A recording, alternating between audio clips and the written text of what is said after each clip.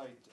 Good afternoon. Starting off with Libya, as you know, in a short while, our colleagues will hold a press conference with Stephanie Williams, the acting special representative, on the voting that took place today. I think we just got hold of her closing remarks to the event, which Fahan is circulating to you as we speak. That should take place around 12:30.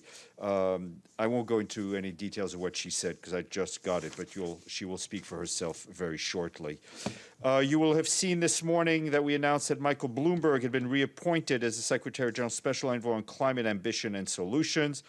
Mr. Bloomberg will support the work of the Secretary General in growing and strengthening the coalition of governments, companies, cities, financial institutions committing to net zero before 2050 in line with the goals of the Paris Agreement. He will also leverage his experience and track record in accelerating the transition from coal to help deliver the Secretary General's global call for the phase out of coal in industrial countries by 2030s and other countries by 2040.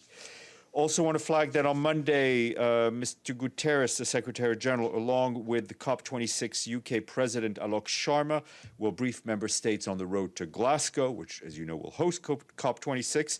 He will stress the need to further expand the growing coalition of carbon neutrality and countries that have set a target for reaching a net zero emission by 2050, backed by ambitious nationally determined contributions. He will also stress the importance of virtual negotiations in the months ahead to overcome the constraints imposed by the pandemic and the challenges to travel. We will get you advanced copies of his remarks over the weekend. The Deputy Secretary General, Amina Mohammed, joined Graça Machel at the virtual Global Intergenerational Dialogue organized by Global Peace. Speaking to an international panel of young leaders, she highlighted the importance of their action to address issues such as climate crisis and peace. This event will also include the launch of the Global Peace Forum Futures Forum, a platform that will catalyze youth and build innovative solutions to global challenges. On Ethiopia, our humanitarian colleagues on the ground tell us that the situation in Tigray continues to be extremely alarming and to deteriorate rapidly. As we've told you many times, humanitarian access is restricted due to insecurity and bureaucratic obstacles, preventing aid workers from helping affected people preventing aid workers to help people affected by the conflict. The humanitarian response remains drastically inadequate compared to what is needed. Although we managed to increase our operations, they are still limited to helping people living in the towns along the main roads from the capital, Mekele towards Shire, and 2 refugee camps. UN and NGOs have nearly 80 humanitarian workers in Addis Ababa that are ready to travel to Tigray pending clearance, and the clearance has now been pending for more than 1 month. In spite of the challenges, we and our humanitarian partners have managed to provide some urgent assistance. More than 20 trucks have been positioned to move food supplies into Tigray. 2 refugee camps in the southern part of Tigray, Mayayani and Hadi Arush, are now receiving regular food allocations, with food delivery and distribution for the months of January having been completed. And across the region, 250,000 people have been reached with 2 months' worth of food. Medical supplies have also been procured and dispatched to help hundreds of thousands of people. Our partners are preparing to prevent and assist survivors of gender-based violence across the Amhara and Tigray province regions. Some 120,000 people, that's fewer than 1/3 of the nearly 500,000 people that we're trying to reach, have regular access to water. That's 120,000 people out of 500,000 that do not have regular access to water. We continue to engage and call on the government for immediate, safe, and unimpeded access to humanitarian personnel and supplies throughout Tigray. And I want to flag that next week, Ramesh Rajasingam, the Acting Assistant Secretary General for Humanitarian Affairs, Deputy Emergency Relief Coordinator, will begin a 4-day visit to Burkina Faso and Senegal. As you know, there is a large-scale humanitarian emergency unfolding in Burkina. Over the past 2 years, rising insecurity and conflict had forced more than 1 million people to flee their homes. It is now the world's fastest-growing displacement crisis. And while in Senegal, the Emergency Relief Coordinator is expected to meet with key humanitarian partners as well as regional donors based in Dakar. And staying in the region, the UN's Humanitarian Response Plan for Niger was launched yesterday. The plan seeks $523.2 million this year to assist 2.1 million people. By comparison, last year, the UN and our humanitarian partners reached 800,000 people in need across the country. Niger continues to face a complex humanitarian crisis, combining the effects of conflict, chronic food insecurity, and health emergencies, including COVID-19. As a result, the country's economy, as well as access to basic services such as health and education, have been severely impacted. And a bit more on Africa, the World Health Organization said the global initiatives for COVAX aims to start shipping nearly 90 million COVID-19 vaccine doses in the continent in February. This will be Africa's largest ever mass vaccination campaign. According to WHO, amid surging demand for COVID-19, the final shipments will be based on production capacities of vaccine manufacturers and readiness of countries. WHO noted the initial phase of 90 million doses will support countries to immunize 3% of African population most in need of protection, including health workers and other vulnerable groups in the first half of this year. More information online. And I want to flag that tomorrow is the International Day of Zero Tolerance for Female Genital Mutilation. In a message for the day, the Secretary General stresses that female genital mutilation is a terrible human rights violation that affects the health, well-being of millions of women and girls around the world. He says that sadly, COVID-19 pandemic has increased the number of girls at risk of this horrific practice, and notes that without urgent action, 2 million more girls could be at risk of female genital mutilation between now and 2030, in addition to the 4 million girls already at risk each year. And you saw yesterday we issued a statement in which the Secretary General took note of the verdict by the ICC against Dominic Ongwen, commander of the LRA.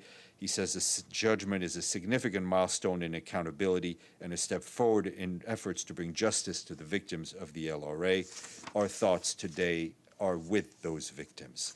Senior personnel appointment. Today we are appointing, rather not we, but the Secretary General is appointing Robin Geiss of Germany as Director of the UN Institute for Disarmament Research, otherwise known as UNIDIR, and is based in Geneva.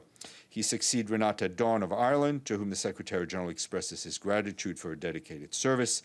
Mr. Geiss comes to the position with 20 years of experience in peace and security, with a focus on impact of new technologies in these areas. Most recently, he served as the director of the Glasgow Centre for International Law and Security at the University of Glasgow. Mr. Geiss has managed large-scale research projects and held multiple posts in academia. More available in his bio note. Today, I'm happy to thank our friends in Thimphu and Vaduz for their regular payment for their regular budget in 2021. Vaduz and Thimphu, capital of which two countries? Dun, dun, dun, bum, bum, bum, bum. Yes, Liechtenstein and Bhutan. We thank, who said that? Brendan. Brendan, you can't compete. That's unfair. It's like somebody who works for the lottery playing the lottery. All right, back to more serious matters. Edie and then James.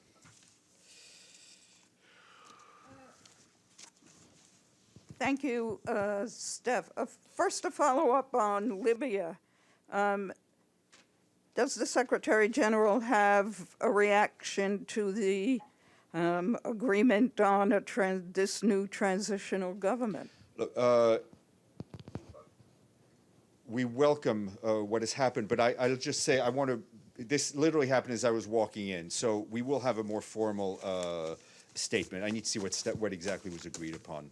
Okay, and secondly, going back to Myanmar, the Secretary General said that he wanted to mobilize the international community to put pressure on the military to reverse the coup and return to the path toward total democratic rule. I know you said that he and the special envoy would be working, but mobilizing the international community to put pressure, I believe, would involve a lot more than the Secretary General and the Special Envoy alone. What else needs to be done? I mean, I think the statement that we saw from the Security Council is a very positive first step in terms of a unified voice from the organization's body entrusted with keeping peace and security. So I think that's an important first step. The Secretary General continues to have various contacts. The Special Envoy also continues to have her contacts. She has spoken to various representatives of ASEAN. Just earlier today, she also spoke to the Secretary General of ASEAN to ensure that we're all working with the same goal. I also want to flag that overnight she did manage to reach a senior official in Naypyidaw. She had a virtual meeting with the Deputy Commander-in-Chief of the Armed Forces of Myanmar. She reiterated the Secretary General's strong condemnation of the military's action that disrupted the democratic reforms that were taking place in the country. She also reiterated her call for the immediate release of all detained and emphasized the need to advance progress on key areas in regards to a safe, dignified, voluntary, and sustainable repatriation of the Rohingya refugees, the peace process, accountability, and particularly engaging with the international community, engaging with the International Court of Justice on the ongoing case. James. One quick follow-up and then two different questions. The follow-up, just try you again on Libya. The Secretary General, when he took office 4 years ago, said he was most optimistic about the conflict in Libya, the one that was, the easiest to solve. Clearly, that optimism was dashed many times in the last 4 years. How optimistic is he now? Look, I think we're moving in the right. We're moving in the right direction, and I think what we've been seeing are Libyan political leaders putting the interest of the Libyan people first and foremost. We've seen great efforts on the part of our acting special representative, Stephanie Williams, and her team. I think this. The Secretary General is optimistic, but also very much realistic. But this is a very important move in the right direction. The announcement you made about Michael Bloomberg as the global envoy for the UN on climate, I'm somewhat confused. He had this job. He stepped down. You appointed Mark Carney to the job. And now he's got the job again. Is Mark Carney still in his post? No, it's all it's slightly different. This is First of all, Mr. Carney stays on. This Mr. Bloomberg's appointment is very much focused on strengthening of the coalition, focused on coal. The two are not redundant. I mean, they will work very closely together. There's no competition. There's no duplication here. No, which one of them, say the U.S. envoy John Kerry comes to visit? Which one meets him? Well, I mean, it depends where they are in this world. But I think Mr. Kerry will engage, and we will engage with all the envoys. But there's no duplication. And my last question: the UN report on Al Qaeda and ISIL came out, and buried in it was some quite important news that the head of Al Qaeda in the Arabian Peninsula has been arrested, Khalid Batafi. It was buried in this UN report. The UN clearly now knows this information, that he's been arrested. Can you give us more information? Which country is holding him? Where is he being held? And any more details you have about this? No, I don't have any more than what the panel of experts produced. Yes, Mr. Sato. Thank you, Stéphane. To follow up one on the Myanmar. So can you tell us what was a response from the deputy commander? The person she spoke to, which and I didn't put the name, but the general's name is Min Aung Hlaing, and we'll send that to you in writing. I can't speak. I don't speak for them. This was quite a long conversation, but I think it was a very important conversation as the first contact we've had with the military authorities since the coup. Thank you. One other follow-up on climate envoy. To my understanding, Mark Carney is the special envoy on climate action and finance, and Michael Bloomberg will be climate action, ambition and solutions. How are they going to collaborate with each other for COP26? Well, they will work very closely together. As you said, Mr. Carney will focus more on finance, because obviously you can have all the ambition and the plans you want, but the finance is a critical underpinning of the Secretary General's climate action. Mr. Bloomberg, I think, is very well positioned to work with the private sector and with governments, having been both, I mean, being involved in the private sector, having served in government, being a big partner of the UN in the run-up to the Paris Agreement. So I think the two of them will complement each other very closely. Okay, sorry, let me see.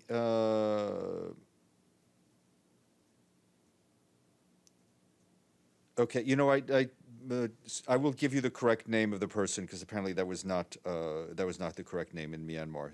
My bad. Sorry, if you have any question, wave. I'm too many things at once here. Yes, Benno. Thank you. I wanted just to follow up on my question from yesterday about the specifics of the Libya observer mission. You said you might have some more detail today, like how big is the force, when will it start, and so on. I think those are questions that can be asked of Ms. Williams during her press conference, which will start probably in about 5 or 10 minutes. She will give you the most up-to-date information. Okay, I don't see any other questions, so I will turn it over to Brendan. Are you on, Brendan? Yes, I'm here. Okay.